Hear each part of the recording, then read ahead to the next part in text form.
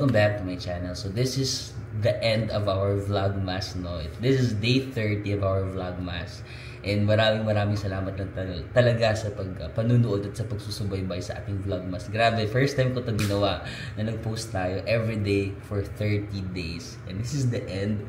Kaya sa end na to, pahinga na tayo sa mga travels kasi meron tayong paparating na trip. We're going to Europe, and today gusto ko talaga kayo isama sa aking journey dito sa Europe, no? So, i-share ko sa inyo yung ating plans, baka madami for Europe. And feel free lang to comment down below if you have other suggestions kasi I'm not an expert naman. This is my first time in Europe, guys. So, hindi ko naman alam lahat. But if you would comment down below whatever suggestions you have, like, I would really consider. Of course, hindi naman lahat susundin ko, but I will consider ko ano yung feeling ko na makakatulong sa akin. Let's start ng first one is, gaano tayo katagal sa Europe? So, we will be traveling to Europe for 35 days. Yes, guys. More than 1 month tayo sa Europe. So, medyo mahaba-habang trip ito. And grabe yung pagpaplano din. Medyo mahaba-habang planning. So, ayun, of course, hindi ko naman malalaman lahat. Especially na marami tayong pupuntahan. But I will try my best to share sa inyo kung ano yung mga best practices, yung mga tips sa bawat countries, and yung mga pagkakamali ko, I hope na matutunan nyo rin along the way. Okay?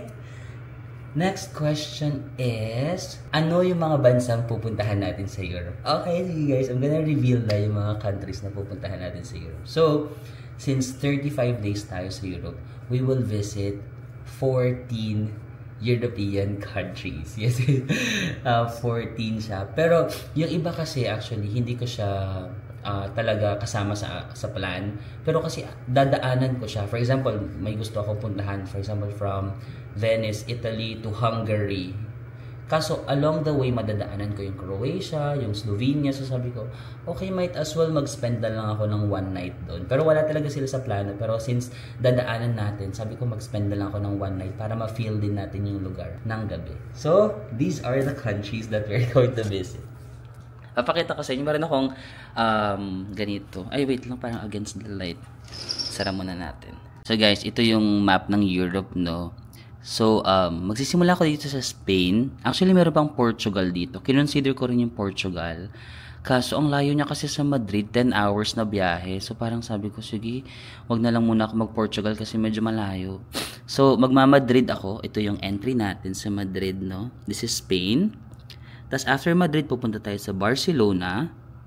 And then, after Barcelona, magti-train tayo papuntang Paris. Ito yung Paris, ito yung France, no? After Paris, pupunta tayo sa Switzerland. So, sa Switzerland talaga, ito yung Switzerland, guys. Ang gusto ko talaga is sa may Interlaken ako magstay. But, since malapit dito yung Zurich, sabi ko, sige, mag-Zurich na lang ako muna para may-explore din natin.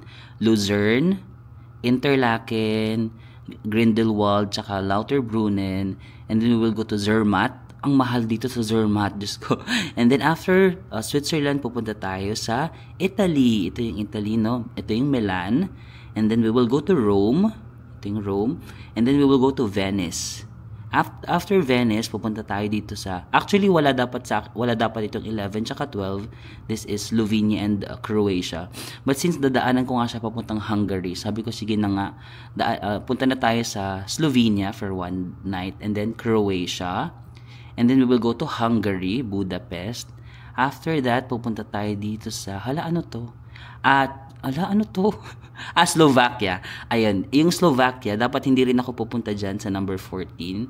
But since dadaanan ko siya, sabi ko, sige, mag-spend na nga tayo ng 1 night sa Slovakia. And then after Slovakia, pupunta tayo sa Austria, to Vienna, Austria. We will go to Czech Republic, sa Prague. After Prague, we will go to Berlin in Germany. After Germany, pupunta tayo sa Amsterdam. Ito yung Amsterdam. And then after Amsterdam, pupunta tayo sa Rotterdam. I-meet natin si Tyrone dito. Taga dito sa Rotterdam. And then the last stop is sa Belgium, sa Brussels. Actually, malapit lang din yung Luxembourg. Pero parang feeling ko mabibitin na yung oras ko. Kasi parang 2 or 3 days lang ako sa Belgium. Sabi ko, sige, wag na nga ako mag-Luxembourg. Pero malapit lang din talaga sana siya. So, I'm not sure, but ito muna yung plano natin sa 14 countries na. Okay, so yun. Medyo madami-daming countries talaga siya. Actually, maraming nagsasabi din sa akin na wag daw madaming countries kasi nga para mas ma-feel mo daw talaga yung moments ng per country. But I feel naman na, hindi naman, kasi 35 days naman ako. Madami siya kasi 35 days din naman ako. Like for example, sa Spain, I will be spending Spain ng 6 days. Sa France, yung France 3 days lang ako. Kasi Paris lang naman. And then sa Switzerland, 1 week naman ako. Sa Italy, 2, 4, 6 days din naman ako sa Italy. Yung feeling ko, hindi rin naman ako nagmamadali kasi I'll be spending 5 to 6 days per country naman talaga na gusto ko. Siguro kaya lang siya dumami kasi for example, yung mga Slovenia, Croatia, Slovakia, dadaanan ko lang talaga siya. So, might as well mag-spend na lang ako ng days. Kaya medyo dumadami yung count kasi meron ako mga mini side trips. But yung mga gusto ko talaga puntahan, I'll be spending more days. Like sa Amsterdam, I will spend 5 days, ganun. Sa Hungary, 3 days. Slovakia, 1 day. Austria, 3 days. Czech Republic, 3 days. Germany, 3 days. Although yung iba mga 3 days na lang. Kasi gusto ko lang talaga muna siyang ma-feel lang. Hindi ko naman ina-expect na makukuha ko lahat ng experiences sa trip na to. Pero gusto ko na siyang madaanan para magkaroon ako ng parang gist na, ito pala yung feeling ng Slovakia. Ito pala yung feeling ng Slovenia. Tapos pag madaanan ko na siya, maramdaman, tapos mabitin ako, at least meron akong reason to go back na, ang ganda pala ng Prague. Feeling ko maganda yung Prague. Feeling ko rin maganda yung Budapest. Pero 3 days lang ako sa Prague, 3 days lang ako sa Budapest. Pero feeling ko magaganda yung mga lugar na to. Pero ayun nga, parang gusto ko muna siya ma-experience na, okay, 3 days tayo dito. Maganda. Dapat pala nag-spend ako ng more time. Next time, pagbalik natin sa Europe, mag-spend tayo ng more time. Parang ganun yung gusto ko. Magkaroon muna ako ng parang overview of Europe. And then malaman ko, ito yung gusto ko sa Europe. Gusto ko mag-spend ng more time dito sa ganito next time. So, ayun yung gagawin natin. And then, next is yung plane, no? Ang sasakyan natin is via Qatar Airways. So, wala namang direct flight to Europe. I think meron ng direct flight ngayon to Paris. May mga nakikita ko kila David Kison na mayroong bagong flight na direct to Paris, no? But for most parts of Europe, usually talaga connecting flights, no? So, yeah, I will be flying via Qatar Airways. So, meron akong layover sa Doha, Qatar, and then Doha to Madrid. Pero mga few hours lang yung layover ko sa Doha, so hindi ako makakalabas, for sure. And then yung pabalik naman natin, manggagaling ako sa Belgium. So, Brussels, connecting flight to Doha again. Tapos parang mayroon tayong 10 hours na layover sa Doha. So, baka sa pabalik natin, pwede nating explore yung Qatar and then go back to the Philippines. Tapos, yung di ba, pinakita ko sa inyo yung mapa kanina na parang from Spain to Paris, ganun. Puro train and buses lang yung sasakyan ko. Wala akong plane ticket na connecting sa Europe. Ang plane ko lang is from Philippines to Europe and back. Yung mga palipat-lipat, trains lang talaga ako. Kasi na-research ko na yung mga sasakyan natin na trains at nag-book na rin ako ng 30 days na Europe Rail Pass. Yung parang train pass for 30 days. So, unlimited siya for 30 days. Nabook ko siya sa Klook, actually. Noong October, yun yung pinakauna ko nabook pala, yung train pass. Noong October, nung birthday sale ni Klook. Sabi ko, parang gusto ko mag 1 month sa Europe. So, binook ko na agad yun. Nabook ko siya ng mga around 33,000. Dito pala, nakasulat dito yung mga... Nabook ko siya ng 32,591. Supposed to be dapat mga 43, 44,000 siya. Kaso nung birthday sale, nag 25% off si Klook. So, nabook ko lang siya. Not bad na for 32. Malaki yung 32,000. Pero imagine 32,000 plus unlimited train ka sa Europe ng 1 month. So, makakapunta ka from one country to another ng 30 days. Hindi na rin siya ganun kamasama. Although, malaki pa din. And then, yung plane ticket pala natin is Qatar Airways, no? So, nabook ko siya ng 46,208 na round trip. Actually, ang I was expecting na mas mahal yung trip, yung plane to Europe. Akala ko nga mga 100,000, gano'n, 80,000. Pero meron pa lang mga ganito lang guys, 46,000. Meron pa nga mga 35,000. Yung mga Southern China airline. Basta yung mga China airline, umaabot sila ng 35. Parang sabi ko, 35,000 to Europe. Parang lang mahal na Japan or mga ganun, di ba? Pero ito nga, mas gusto ko kasi matry yung mga Qatar Airways, ganyan. Meron din mga Emirates, kung gusto niyo Emirates, Qatar Airways, eh. So, yeah. Pero ayan, pakita ko na rin ba sa inyo? Sige na nga, pakita ko na sa inyo. Sobrang very raw lang itong pag-share ko sa inyo guys, ha? So, para lang tayo nagkukwentuhan talaga dito. So, ito na yung budget summary ko, no? So, nakakuha ko ng round trip flight. May kasama na yun na 25 kilos, no? Qatar Airways, 46,208. Nag-avail ako ng Eurail Global Pass for 30 days. So, ito siya, 32,591. Tapos yung hotels ko for 35 days, guys, ang mura, 54. Maniniwala ka ba? 54 lang yung hotel ko.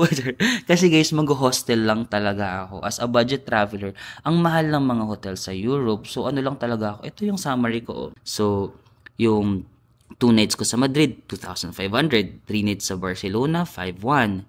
2 nights sa Paris, 3,600. Sa Switzerland talaga guys, ang mahal. Ito na yung pinaka-mura na feeling ko maganda yung location. 2 nights, 7,000. Hostel lang to ha. Bunk bed lang yan. Tsaka sa Zermatt, 1 night lang ako sa Zermatt ha. Pero, 4,300. Tapos 3 nights ako sa Interlaken.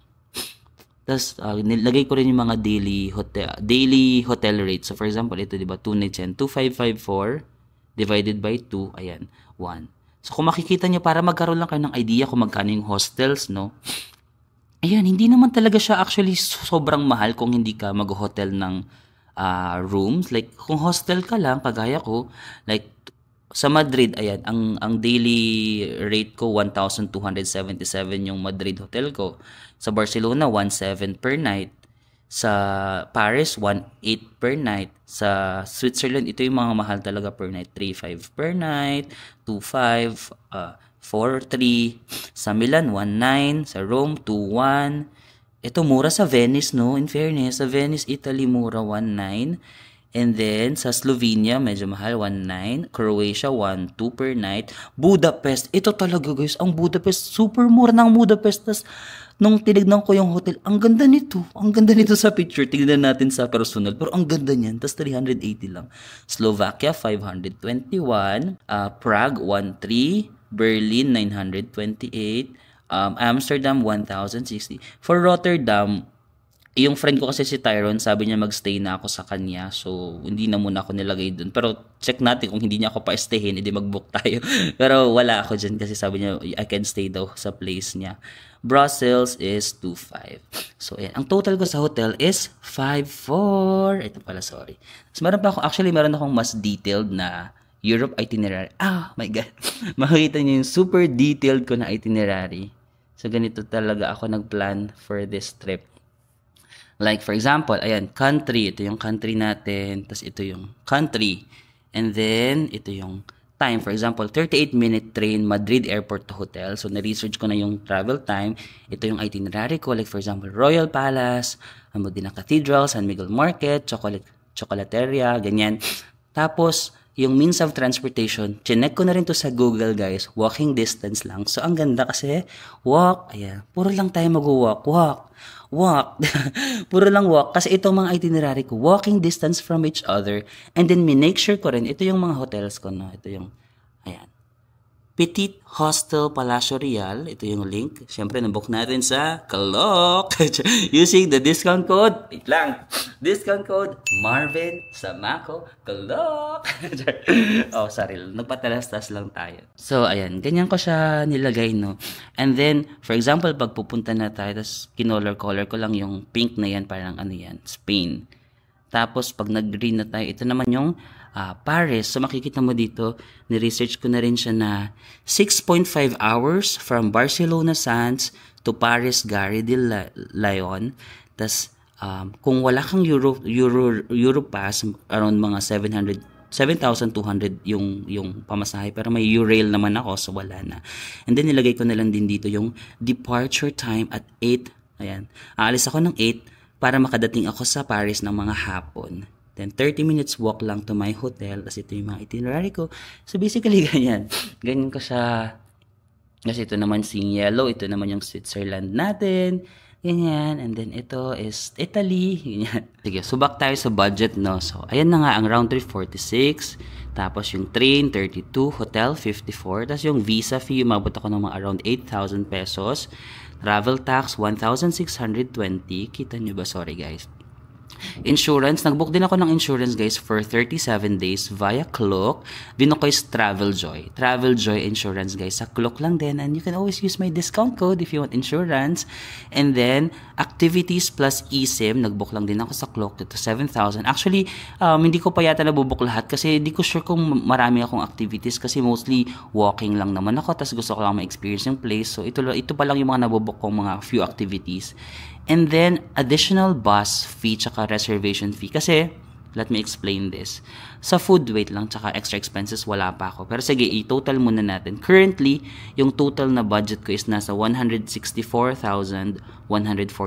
This is for 35 days, guys, no? Pero again, wala pa yun yung food tsaka yung extra expenses, like kung may mga gusto pa akong bilhin. But let me just explain yung additional bus fee tsaka reservation fee.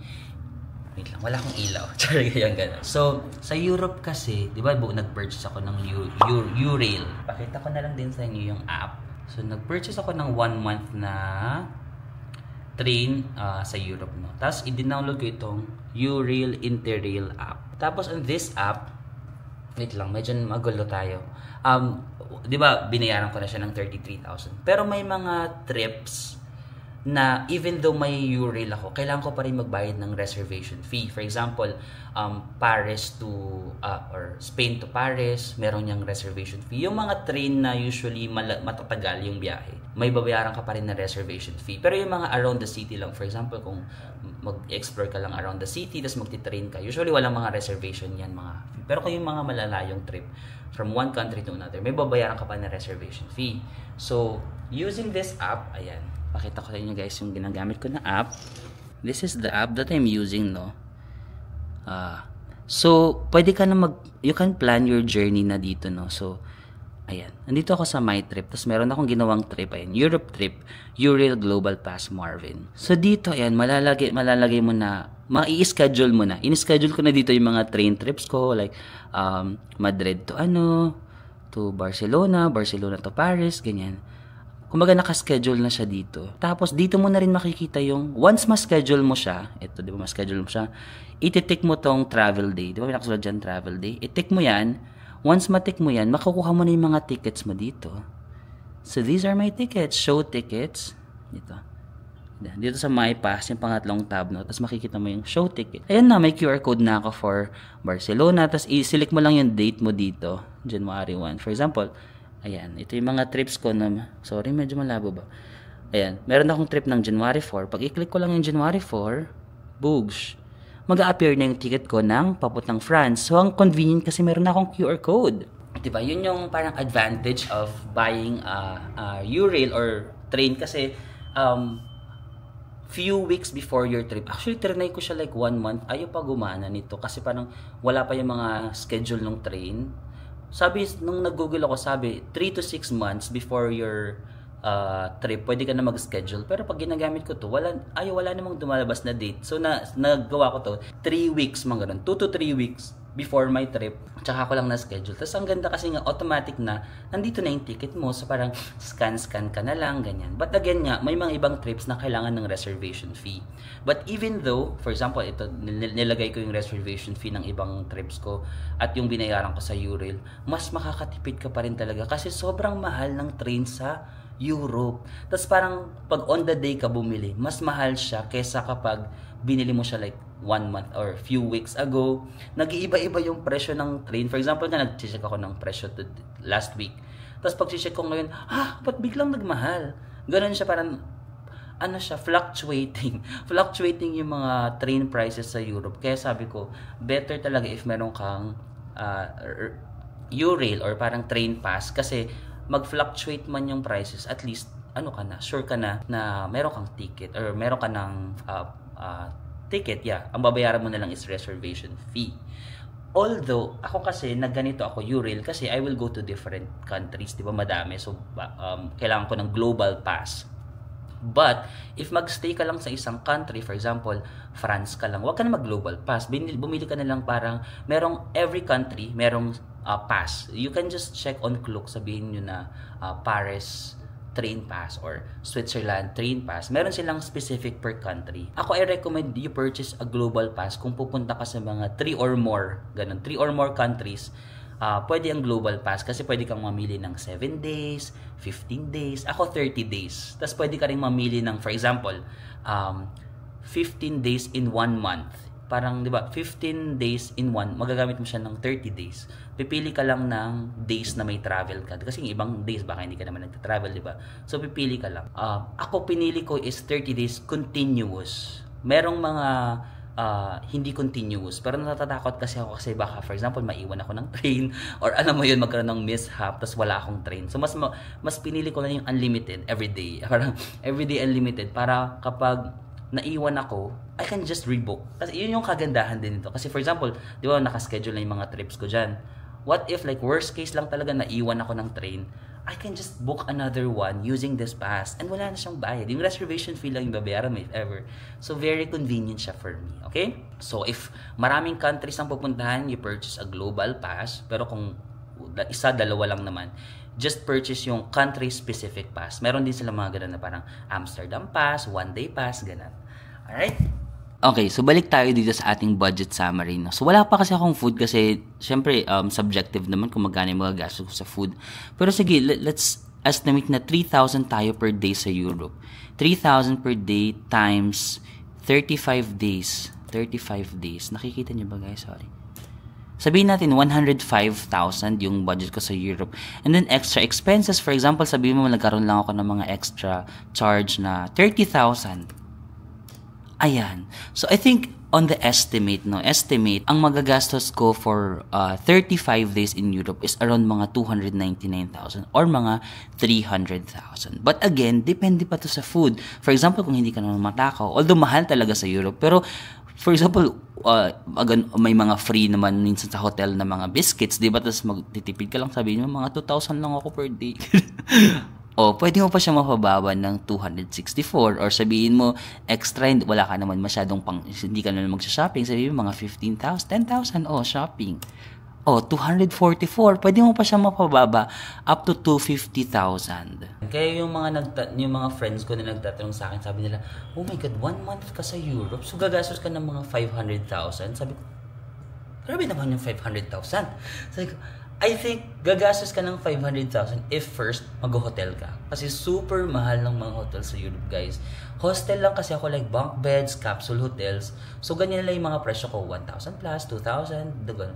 Pero pag chine-check ko yung rooms, ang mahal ng mga rooms, guys. Siguro mga around 7,000. Pero kung dalawa naman kayo, not bad na rin, 3,500, 7,000. Pero kung solo traveler ako, tapos magsi 7,000 per day, ang mahal. Alam mo, ang mahal. Kaya sabi ko, kailangan mo mag-research and then kailangan mong isipin kung anong type of traveler ka ba. Kung hindi ka komportable sa mga hostel at mag-hotel ka, i-expect mo na mas mataas yung magagastos mo sa Europe. But if you're okay lang naman sa mga hostels, ako kasi I've stayed na sa different hotels and capsule hotels and okay lang ako. Alam mo yun, marami na rin ako na-stayhan na pangit na hostel dito sa Asia and nakasurvive naman. So sabi ko, carry na yun sa Europe. So, ayun. And then, ano pa ba? Itong Europe ko nga na to, parang sabi ko yung maglakad-lakad lang ako dun sa Europe, tapos makita mo yung mga structure, tapos kain-kain ka lang ng mga... Feeling ko masaya na ako dun. Tsaka malamig yung punta natin. Oh my God. Ito pa yung weather. Always check the weather sa pupuntahan mo. So, nag-check na ako ng yung parang weather forecast. No? Sa mga pupuntahan ko, usually sa Switzerland talaga yung pinakamalamig. Kasi negative degrees talaga siya. Oh my God. Kasi never pa ako naka-experience ng negative degrees. Naka-experience ako sa Korea, 1 degree or 2 degrees sa Korea. Sobrang nilalamig na ako sa 1 degree. So, pag mag-negative, so, yan. So, ayun lang. No, pero mahilig ako sa malamig. Pero pag sobrang lamig, hindi ako sure. Kaya, ito pa, yung parang nagpaano pa ako, nagpaturok ako ng anti-pneumonia kasi sa sipon-sipon ko nga, di ba? Baka pag nagsipon ako, madaming problema, magkaroon sa nagpa. Ngayon pa, nagpaturok ako ng anti-pneumonia, parang feeling ko lalagnatin ako. Ganun ba yun? Sabi ng ate ko, ganun yan kasi parang pag ano ka ng anti-flu or anti-pneumonia, parang nilalagyan ka ng virus ba yun? Or good virus that will fight yung mga bad virus. Parang medyo feeling sick ako. Sabi ko, oh my God, alis na ako in 2 days. Kaya tas puro ako vitamin C. Ayan, ito pa, bili kayo ng vitamin C. Like, bumili ako ng mga Berocca, ganyan. Yung mga vitamin C with zinc. Tapos, bumili na rin ako ng mga paracetamol, Biogesic, mga sa sipon, sa loperamide diet. Yung mga medicines, i-ready nyo na, no? Kasi medyo matagal itong trip natin. Guys, ito pa pala. When booking hotels, hindi porket mura yung hotel, i-go mo na kasi sobrang nagtitipid ka. Always consider the location. Check mo, mura ba yung hotel pero okay ba yung location? Kasi ako, marami akong nakitang murang hotel. Mayroon mga mas mura, pero ang pangit ng location. So, chinek ko muna sa Google. This is the site that I'm using para, siguro i-share ko sa inyo para if ever hindi nyo alam or kung alam nyo na, edi appear. I'm using this website, Rome to Rio. Rome to Rio. Tapos, ilalagay ko dyan yung mga lugar na pupuntahan ko, like Petite Hostel, this is my hotel. Tapos ito yung itinerary ko for the day. Royal Palace, Almudena Cathedral, San Miguel Market, ganyan-ganyan, di ba? Ilalagay ko yan siya dito. Tapos gagawa siya ng parang mapa, ganito. This is my hotel, and then makikita mo na, ayan, from my hotel to my first itinerary, it's just 11-minute walk. Like Petite 2, tapos from Royal Palace to Almudena, 6-minute walk. To San Miguel Market, 6-minute, 3-minute walk. Pero may option naman kung tamad kayo mag-walk or hindi nyo kaya mag-walk. Grabe yung tamad, sorry na. May bus naman, bus 6 minutes lang din, pero yung walk 6 minutes lang din. So, mag-walk na tayo, di ba? Meron namang options dyan. And then, ayan, makikita mo kasi dito, ayan, yung itinerary mo is mas sunod-sunod. Ito yung ginagamit ko para, for example, dito yung hotel ko, ito number 1, kita nyo ba? Tapos, yung next itinerary ko, number 2, number 3, para organized yung paglalakad ko. Kasi minsan kapag hindi mo kasi chinek yung location ng hotel mo. For example, dito yung hotel mo, tapos ang number 1 mo, ito. Tapos ito yung second itinerary mo, ito yung third, ito yung fourth, ito yung fifth. So parang paganong-ganong ka. But if you plan ahead na yung itinerary mo, like this is my hotel, ayan, dito ako kasi yun yung pinakamalapit sa hotel. Number 2, number 3, number 4, number 5, and number 6, di ba? So mostly talaga, na-realize ko when I was doing my research, mostly naman ng mga attractions sa Europe is walking distance lang talaga. Walking distance lang siya. You just have to make sure that your hotel is within the center, no? So if you're planning for your trip, make sure, kahit hindi sa Europe, ginagamit ko to kahit sa ibang trip ko, Thailand, Japan, no? Para ma-make sure ko na yung hotel ko is malapit sa next kong itinerary. So you can also consider that hindi mo kailangan i-follow yung kung ano yung ginawa ko, ganun yung sa'yo. Kasi baka iba yung location ng hotel mo. So i-follow mo kung ano yung mas malapit, ganun. And then you make your own itinerary. Okay? So, ayun lang naman. For example, may mga nagsasabi sa akin na grabe, paguran yung itinerary mo, hindi yan parang hindi yan viable. Tapos ako parang, okay lang, sige. Kasi I did my research naman and alam ko naman yung ginagawa ko. No? Alam ko naman na parang from my hotel, walking distance lang ako dito. Although, fast-paced siya kasi nga gusto ko maraming puntahan and I don't have the luxury of time naman to stay like ng matagal, like 1 year sa Europe, ganyan. So, it's a risk that I have to take. But ayun nga, with proper research naman, mas confident ka kasi gawin yung mga bagay mo. Kasi alam mo na ni-research mo to, di ba? Alam ko naman yung gagawin ko for day 1. So, people will say na, masyadong jam-packed or ganun. But sa akin, okay, sige, na-research ko naman to. And me as a traveler, may itinerary ako, but it's just a guide. Hindi ako like very strict with my itinerary na, dapat ma-follow ko to, kung anong plinan ako, dapat 100%, di ba? Kapag na-enjoy ko yung place, I would stay longer and I don't care about the itinerary. No? Kapag feeling ko like, maganda yung place, I would stay longer. Pero, mas maganda kasi kapag may guide lang ako para alam ko lang na, okay, dito yung next ko. Yeah. But for sure, di ba, itong Europe trip, hindi guaranteed that this will go smoothly. For sure, marami pa rin mga pagsubok na dadating. And that's the beauty of it. That's the beauty of traveling naman. Kasi, hindi naman talaga, wala namang perfect na travel talaga. No? Kahit no matter how much you plan, laging may mga pagsubok na dadating. And, I know na even though nagplan ako, marami pa rin talaga to yung mga ligaw moments, yung mga, ay, dapat pala ito yung ginawa ko, ganyan. And I'm not scared naman to commit mistakes, diba? Kasi, sabi ko nga, every time na nag-make ako ng mistakes, imbis na mahiya ako na, ay, nakakahiya, nagkamali na naman ako. Mas tinitake ko siya na, oh, it's a learning experience to my viewers. No? So, mas matututo kayo. Like, for sure, marami pa rin ako pagkakamali na magagawa while pag nag-travel na tayo. But, I will be sharing that to you guys para sa kung kayo naman yung mag-travel. Of course, mas matuto kayo at mas better nyo ma-plan ang inyong Europe trip. Also, food in Europe daw talaga is very mahal. No? Yung sinasabi kong budget kanina, 3,000 per day, pwedeng mas mahal pa dun sa 3,000 per day. Pero ako kasi, hindi ko naman plano na mag-splurge ng super bongga, no? Pero gusto ko matikman yung parang delicacy, yung parang flagship. Yung parang yung food na popular, yung mga popular food sa popular. You gotta be popular. Sorry, yung popular food sa bawat bansa. Like for example, sa Spain, di ba, sikat sila sa mga churros, tapas, and ano pa ba yung mga sikat sa Spain? Paella, yung mga paella. And then sa Switzerland, sikat sila yung mga fondo, tama ba yung baka mali pagka pronounce.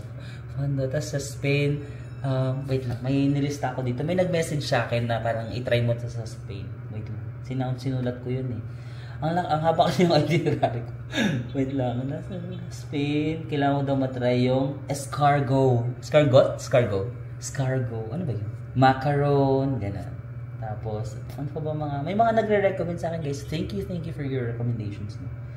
Tapos may mga, ano ba mga kakainin? Sa Italy, syempre, mga pasta, pizza, basta yung mga ganun, guys. Magta-try lang naman ako ng mga popular, famous food sa bawat bansa. Tapos hindi ko naman siya everyday to try kasi baka mahal. So, mag-grocery lang ako. Parang this is also an opportunity for me na pumayat. Kasi mahal ang pagkain sa Europe. So, papayat. Ikaw naman ay papayat. Charing. And then, ayun, mag-grocery lang ako. Para ibabalance ko lang. Magta-try ako ng masarap na food and then the rest of it is, Tapos yung water, no, sobrang mahal doon ng water sa Europe. But some of my friends are recommending na I just bring a tumbler or bottled water para kasi parang potable naman yung mga waters doon. I'm not sure lang kung comfortable ako na mag-drink ng mga water. Pero based sa kikita ko, parang potable naman yung mga water sa Europe. I want to share as much tips as possible, pero hindi ko siya maisip kasi sobrang bigla, random lang to. Sabi ko, parang gusto ko mag-vlog today, tapos parang wala nang preparation. Ganun kasi talaga, very raw. Pag ano lang maisipan ko for the day, ganun na, wala nang practice, like, let's go. hindi organize yung thoughts ko tuloy. Ano na yung susunod na tips? Wait lang, mag-isip tayo. Ayan, sobrang excited lang talaga ako sa trip na to. This is a dream trip for me, no? First time natin nalalabas ng Asia. Yun, kaya gusto ko talaga kayo isama every step of the way. Kung kaya nga ng oras ko, parang gusto ko i-share sa inyo kung magkano yung nagastos ko sa per country, no? Magkano yung nagastos ko sa Spain, magkano yung nagastos ko sa Italy. Kasi for sure, yung mga iba sa inyo, hindi nyo naman ipa-follow na parang 35 days. May mga times lang na mag-Europe yung iba, 2 weeks lang. So, parang gusto ko lang i-share kung magkano yung magagastos nyo sa 2 weeks lang. Pero ayun, no, pwede. Kung mga 2 weeks lang, mas mura yung magagastos nyo. Yung flight, consistent naman yun. Yung train, pwede nyo mapabawasan kasi 30 days yung sa akin. Kung 2 weeks lang kayo, pwede kayo bumili ng 7 days non-consecutive or pwede 15 days consecutive. Diba? Tapos hotels, mas mapabawasan nyo pa kasi fewer days. Visa, consistent travel tax. Insurance, mas mababa kasi mas fewer days din yung activities. Feeling ko, it's just, if magre-research kayo kung 2 weeks lang kayo, siguro aabot lang kayo ng mga 200k or 150, gano'n, no? Kung super magaling kayo. Baka nga 100 medyo alanganin na. 40. Kasi 40 na yung plane ticket. So siguro mga 150 to 200,000 kung 2 weeks kayo. Parang carry yun if ano nyo talaga. Ma-research nyo siya ng maayos, no? Tapos, ano pa ba? So guys, marami pa lang nasasabi na yung Europe, hindi siya like very safe. No? Marami mga pickpocketers. So, especially sa Barcelona, sa Spain, sa Paris, France, saka sa Rome, Italy. Parang yun yung top 3 na maraming pickpocketers. So, if magpupunta rin kayo sa Europe, marami nagsasabi sa akin na make sure yung bag mo is nasa harap or meron kang pockets inside your jacket na parang doon mo maitatago yung mga passports, yung mga important. Kasi minsan daw harap-harapan na ng pipickpocket. Ano? Parang mali yung term ko. Nagpipickpocket. Harap-harapan na dudukot. Nagpapakasosyal pa kasi. Harap-harapan na nandudukot yung mga tao doon. So, ayun lang. Kaya medyo nire-ready ko rin yung sarili ko. Pero, since lumaki naman tayo sa, Manila. Charing lang. Nag-aral din naman ako sa Quiapo, di ba, na maraming mga snatcher, yung mga mandurukot. So, I'm kinda well-trained na rin naman. Pero, syempre, medyo matagal na yun. Estudyante pa kasi ako nun. Like, doon ako nag-aral sa marami ding mga So, I'm just also preparing myself na sa mga pickpocketing kasi uso daw talaga sa Europe and yung mga nakawan. So, yung mga bags dapat talaga. Ako pa naman, like, syempre, sobrang komportable ako sa Japan, sa Korea, sa Taiwan. Di ba? Na parang iiwan-iwan ko lang yung mga bag ko dyan. Tapos iiwan ko lang yung camera ko. Tapos yung camera natin pa naman, ginaganon-ganon ko lang sa mga magnet. Tapos para mag-i-emote-emote ako. Tapos pag, nawala yung ayun lang. So medyo mag-ingat-ingat daw tayo sa mga pickpocketers. No? Kasi medyo marami daw talaga doon. So ayun yung medyo kinakabahan ako na aspeto. But yeah, kailangan i-prepare natin. So yun guys, that's it now. I just really want to share to you our plans for Europe. And I am actually doing this kasi I want to encourage you guys to also travel to Europe din. No? Kasi ako dati, nung wala akong idea sa Europe, parang sabi ko, mahal ng Europe. Pero nung nagre-research ako, sabi ko, may hostel na 1,500. Yung mga Budapest guys, kung gusto nyo ng murang Europe, Budapest, Prague, tsaka parang ang gaganda nila. Ang pinapanood ko sila sa video, sabi parang ang gaganda ng mga lugar nila, tapos ang mura. So parang, dahil nga, first time ko kasi mag-Europe, so parang first time din ako nanood ng mga videos. Doon lang ako parang na-inform na, hindi naman talaga siya super expensive. Mahal, oo, mahal. Pero I was expecting na super mahal. Na parang feeling ko, hindi siya kaya ng mga normal na tao na mag-Europe. Pero kaya naman pala guys, if mag-iipon ka talaga, tapos pagre-research ka talaga. Kaya parang excited ako na i-share sa inyo na, pwede pala to gawin ng mga normal na tao. Kaya sige guys, gusto ko talaga isama kayo every step of the way sa mga pupuntahan natin, na inform kayo na ganito yung presyo, ganyan, para magkaroon din kayo ng idea if ever maisipan nyo mag-Europe in the near future. So yun na naman guys, maraming na-excite talaga. Na-excite ako for Europe. Actually, na ako. Ito pa yung problema ko, yung bagahe. Kasi isa lang yung bagahe ko. Diba 25 kilos yung bagahe ko? Isa lang talaga yung bagahe ko. So, yung nadala kong mga puffer jacket, yung nagpapaliit, yung parang, di ba may ilalagay mo siya sa plastic, tapos hinihigop niya yung hangin. Nagganon ako. Pero kahit nagganon ako, ang sikip pa rin. Parang konti lang yung niyang space. Ba't ganun? Bahala na. Pero trinay ko talagang isiksik lahat. Tapos, yung dinala kong damit, yung alam ko na susuotin ko lang talaga. Minsan kasi kapag may trip ako, meron pa akong mga extra clothes na. Kasi hindi ko naman nagagamit. So ngayon talaga, nung ako ng mga maleta ko, sabi ko, gagamitin ko ba to? Pwede ko ba ito magamit ng 2 beses? Yung mga ganun, diba? Yung jacket na to, pwede ko ba ito magamit ng 2 beses, 3 beses? Okay, sige. You are part of the group. Pero pag tinitignan ko, parang 1 beses ko lang ito magagamit. Parang, sorry for now, hindi ka makakasama kasi yung luggage sa 30 days, di ba? Ang hirap.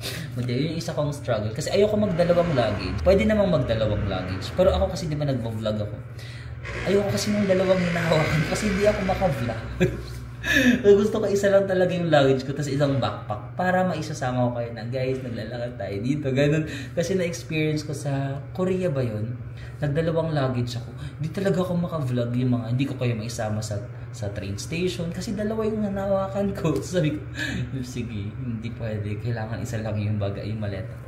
Pero kung kayo, for example, hindi naman kayo mag-vlog, pwede kayo mag-2 mag-vlog. Kasi nakakita ko sa yung mga friends ko, sila Archie, sila Nana, tigda-2 malaking luggage yung dala nila eh. Nag-Europe sila nung November. No?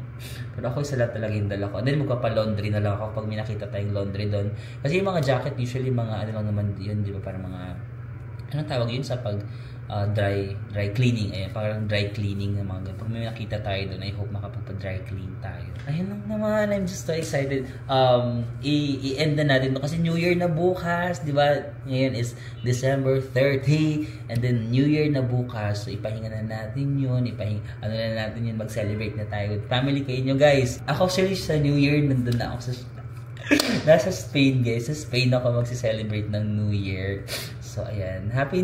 First time ko magsi-celebrate ng New Year sa Europe. So, sa Spain tayo New Year, guys. Again, guys, happy New Year. Maraming salamat talaga sa inyong suporta sa akin this year. Grabe, ramdam na ramdam ko yung support niyo this year. And I'm so grateful talaga sa suporta niyo, sa pagmamahal niyo sa akin. And just excited for 2025, di ba?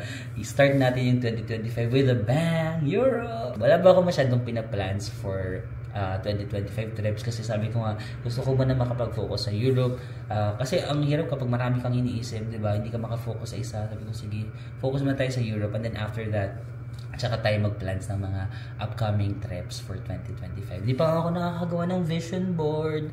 Gusto ko kasi meron akong parang vision board na ito yung mga gusto kong ma-achieve sa next year. Tapos at the end of the year, makita ko kung ano yung mga na-achieve ko, ano yung mga na-drawing ko lang.